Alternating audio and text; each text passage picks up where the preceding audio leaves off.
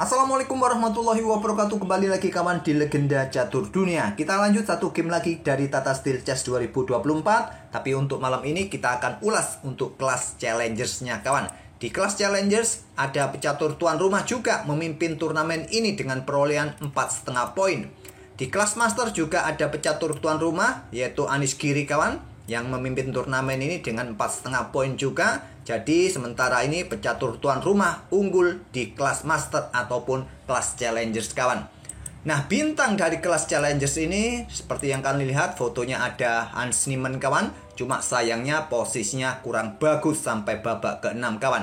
Kemarin sempat berada di posisi ke-5, turun kawan. Hans Niemann berada di posisi ke-7 karena mengalami 2 kali kekalahan berturut-turut sejak game ke-5 dan game ke-6. Nah, kemarin ada yang ingin merequest permainannya Elin Roberts ini kawan, yang mengalahkan Hans Niemann pada game ke-5. Harusnya kemarin saya ingin mengulas game ini, cuma kemarin saya salah pilih mengulas game ke-4 kawan. Jadi sekarang akan kita ulas permainan Hans Niemann. Kok bisa sampai kalah oleh seorang cewek yang berelo 2381 kawan?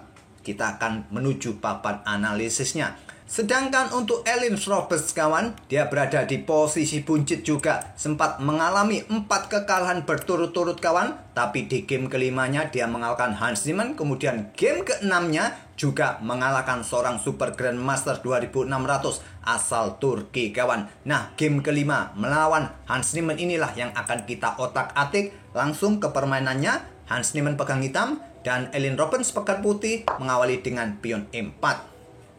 Ada pion C6 kawan karokan, kemudian ada pion D4, pion D5, variasi pion maju dipilih oleh Elin Roberts. Kemudian ada gajah F4.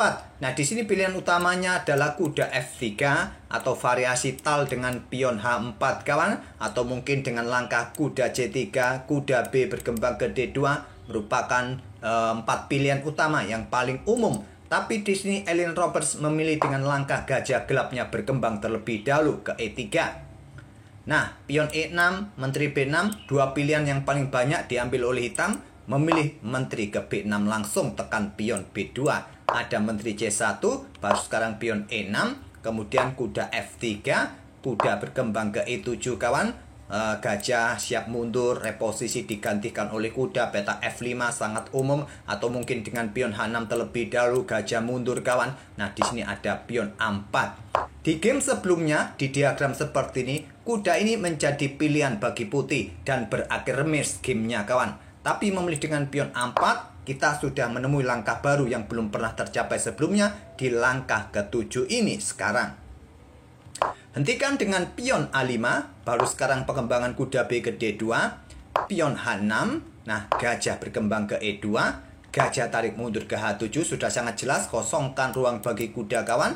Nah, di sini ada kuda B3 untuk perkuat posisi pion karena akan datang kuda ke F5 kawan, ataupun juga menghentikan laju pion J5 di sini.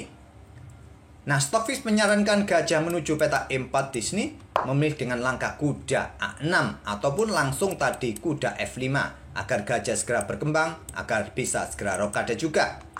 Rokade putih, Hans Niemann melanjutkan kuda B4 untuk menekan pion di sini bersama gajahnya kawan. Nah, di sini kalau pion kalian dorong, bahayanya adalah kuda akan tetap ke J2, ancam benteng, dan di sini juga ada ancaman kawan.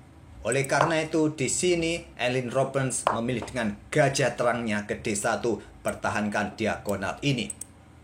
Kuda F5, serang gajah gelap, gajah tetap dipertahankan, tarik mundur ke peta D2, ada gajah E7, persiapan rokade juga untuk perkuat juga ancaman pion G4 yang mungkin akan dimainkan oleh putih kawan, ancam kudanya sehingga dia punya backup kalau mau lari ke peta H4. Kuda E1, mungkin nanti pion dorong, kuda ini siap menuju peta D3 dan manuver-manuver mungkin nanti mencegah pergerakan pion kawan di peta C5, rokade Hans Niemann. Pion C3, kuda mundur lagi ke A6, kuda memilih mundur kembali ke peta F3. Pion C3, kuda ke A6. Nah, di sini kuda memilih kembali ke F3. Kalau ke D3, kuda ini akan caplok pion kawan. Dan untung pion di sini ada discover juga. Oleh karena itu, kuda memilih ke petak F3. Nah, Stockfish di sini menyarankan untuk langsung dobrak lajur C kawan dengan pion C5, tapi memilih dengan gajah G6. Bisa dibalas dengan reposisi gajah untuk mendapatkan diagonal ini yang lebih bagus, memilih dengan pion H3 untuk dukungan bagi pion G4-nya mungkin. Tapi tadi langsung pion G4 ini juga salah satu opsi. Kuda H4, baku hantam, ambil balik oleh gajah. Nah, bisa berlanjut gajah C2 menantang pertukaran gajah terang. Memilih dengan langkah pion H3, sekarang pion C5.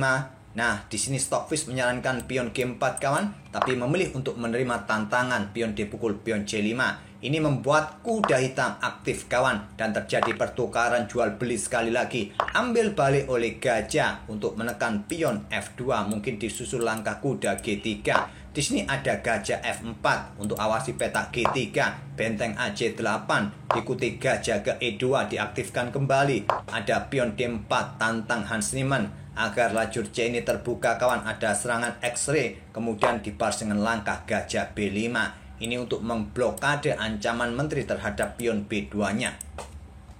Berlanjut, Hans Niemann mengeluarkan benteng satunya, benteng FD8 kawan. Di sini ada menteri bergeser ke E1 dan pion D pukul pion C3, pion B ambil balik pion C3, kuda mundur ke F7 kawan. Lanjut Hans Niemann ingin mencapai petak D5 nanti. Di sini ada menteri E2, diikuti kuda D5, ancam gajah, ancam pion, gajah mundur ke D2. Sekarang benteng C7, benteng FC1 dikeluarkan putih, ada benteng DC8 didobling oleh Hans Niemann di lajur C kawan. Siap memberikan tekanan berat bagi pion yang ada di lajur C nanti. Tapi tenang, di sini ada gajah, kalau didorong ya cukup kuat. Kalau mau bertukar kualitas silakan nanti. Kuda ke E1, lanjut Elin Roberts. Hans Niemann melangkah gajah mundur ke E7, buka lajur C kawan, dan persiapan mungkin menantang pertukaran gajah gelap agar pion ini lemah nantinya. Menteri F3, gajah G5, gajah pukul gajah G5, pion H ambil balik gajah G5, benteng A3, pertahankan posisi pionnya kawan karena mendapatkan tekanan berat juga di sini. Nah, dijawab dengan langkah menteri C5, memberikan daya tekan lebih berat lagi sekaligus ancam benteng. Simple, pion didorong maju kawan. Benteng menteri terkoneksi, pion cukup aman, mengganggu kuda juga. Di sini kuda mundur ke E7, langkah kesalahan ternyata. Yang terkuat di sini adalah gajah ini kawan untuk provokasi pion G4 terlebih dahulu. Setelah gajah ini mundur, kalian juga tidak akan berani ambil kuda karena posisi benteng dalam posisi terancam juga. Mungkin di sini ada benteng B3 kawan dan seterusnya. Posisi hitam dalam posisi bagus. Tapi memilih mundur kawan, kuda ke E7 siap manuver ke petak F5 mungkin. Dijawab menteri ke petak E3 untuk jaga pion. Tadi ada ancaman discover juga, ada gajah F5. Kuda kembali ke F3 untuk perkuat posisi pion, ancam pion di sini. Kuda ke D5 ancam menteri kawan. Nah, menteri bergeser ke B2. Kuda ke F4.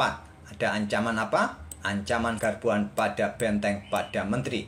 Benteng digeser ke D1, kemudian menteri ke E7, jaga pion di sini. Kemudian benteng diangkat naik ke petak D6, persiapan doubling kawan mungkin dengan menteri ke petak D2. Nah, di sini Stockfish menyarankan dorong pion agar tidak mempunyai kelemahan. Nanti jual belinya di sini kawan, benteng mungkin ke E3. Nah, kalian sekali lagi jual beli dengan putih kawan. Tapi memilih dengan langkah benteng D8 menantang pertukaran. Ada menteri D2 kawan. Jawaban dari putih atau Elin Roberts. Kalau terjadi baku hantam di sini tentu akan ada garbuan. Putih menang cepat. Dijawab dengan langkah benteng mundur ke C8, diikuti pion C5 ditawarkan, ataupun benteng ini bergeser ke E3 terlebih dahulu juga kuat.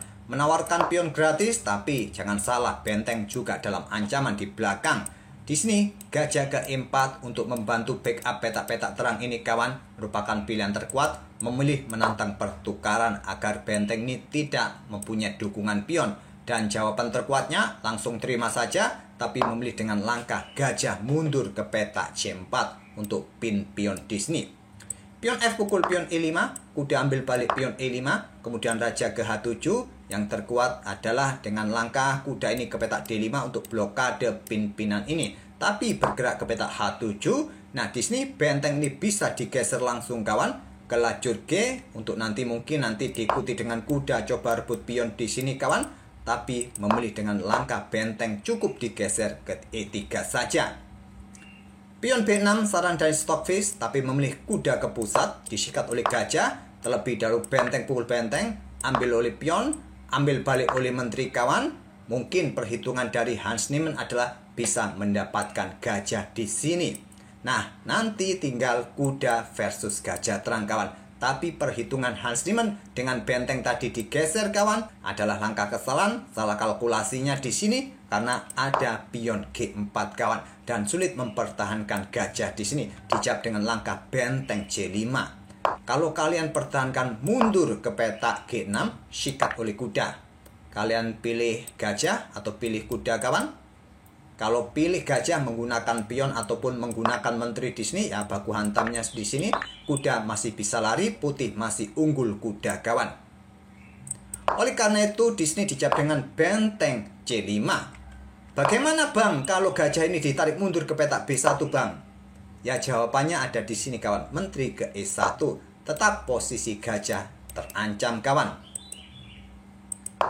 Oleh karena itu benteng C5, pion G ambil gajah F5, benteng ambil gajah D5 ancam menteri, menteri ke E2 kawan, perkuat lajur E-nya ataupun persiapan untuk menusuk juga nanti. Nah di sini pion pukul pion, menteri ke H5 skat, blokade oleh menteri kawan, kemudian menteri ke F7 di sini serang benteng, benteng melakukan skat terlebih dahulu, raja naik ke H2 untuk proteksi pionnya juga, dan di sini ada pion F4, menteri F5 skat, raja G8. Diikuti menteri C8 skat, raja ke H7 lagi. Skat lagi kawan petak C2, posisi benteng terancam kawan. Nah di sini mundur lagi ke G8, tapi pertahankan benteng terlebih dahulu. Dijawab dengan langkah benteng lari mundur ke D8, menteri B3 skat, raja G8, kuda ke F7, menggarpu menteri kawan, serta benteng. Di sini Hans Niemann menyerah di langkah ke-56. Hans Niemann ini biasanya kedodoran di akhir-akhir permainan kawan. Mulai kedodoran biasanya di middle game. Dia bermain sangat cepat biasanya kawan. Itulah kesalahan ketidaksabaran Hans Niemann. Pada pembukaan solid, mulai kedodoran di permainan middle game dan hancur lebur di permainan end game kawan. Tak perlu saya lanjut lagi, sudah sangat jelas dengan keunggulan perwira kawan. Benteng jatuh di langkah berikutnya, sudah tidak ada obat lagi untuk menjelaskannya kawan.